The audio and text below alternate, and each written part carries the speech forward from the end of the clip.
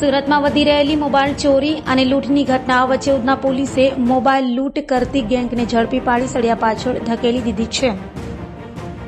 સુરતમાં વારંવાર મોબાઈલ અને ચેન લૂંટ સહિતની ઘટનાઓ બની રહી છે, ત્યારે ઉધના પોલીસે આવી જ એક ગેંગને ઝડપી પાડી હતી। ઉધના પોલીસે પેટ્રોલિંગ દરમિયાન બાતમીના આધારે ઉધના વિસ્તારમાં મોબાઈલની લૂંટ કરતી ગેંગના 3 રીઢા આરોપીઓ, જેમાં મયુર ઉર્ફે રોમિયો, રાહુલ ઉર્ફે બટકા અને અજય ટકલાને ઝડપી પડ્યા હતા।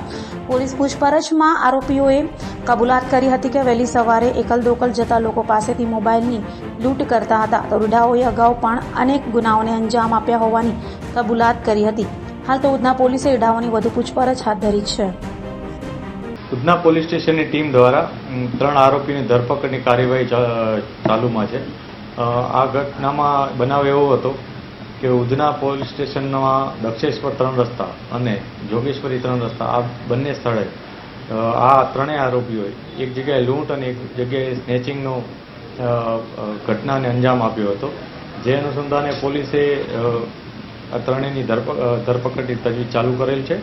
આ બનાવમાં આ ત્રણેય જણાએ પહેલાં એક રાહદારીને ઉધના જે દક્ષેશ્વર 3 રસ્તા છે તે બાજુ જઈ અને એને માર મારી અને એની પાસેથી મોબાઈલ ઝૂંટવી લીધો હતો અને લૂંટ ચલાવી હતી। આ જ રીતના એણે આના 3 દિવસ અગાઉ જોગેશ્વરી 3 રસ્તા પાસે પણ આ જ પ્રકારની એક ઘટનાને અંજામ આપતા એક મોબાઈલ સ્નેચિંગ કરી અને જતા રહ્યા હતા। પોલીસને બાતમી મળી હતી કે આ ત્રણેય વ્યક્તિઓ આ પ્રકારનો એક મોબાઈલ જે લૂંટ અને સ્નેચિંગમાં મેળવેલ છે એ વેચવા માટે ક્યાંક પ્રયાસ કરી રહ્યા છે। જે બાબતે પોલીસે ઇન્ફોર્મેશનના આધારે ત્રણેયને પકડી પાડેલ હતા।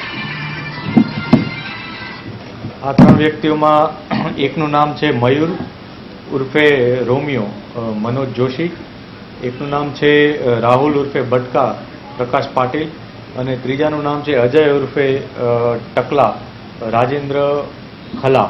આ 3 વ્યક્તિઓ પોલીસના હિરાસતમાં છે હાલમાં અને અગાઉ પણ આ ત્રણેય વ્યક્તિઓ લૂંટ અને આવા પ્રકારના સ્નેચિંગના બનાવોમાં સંડોવાયેલ છે। જે ઉધના, પાંડેસરા અને ખટોદરા આ 3 પોલીસ સ્ટેશનમાં આ લોકો વિરુદ્ધ ગુનો નોંધવામાં આવ્યો છે।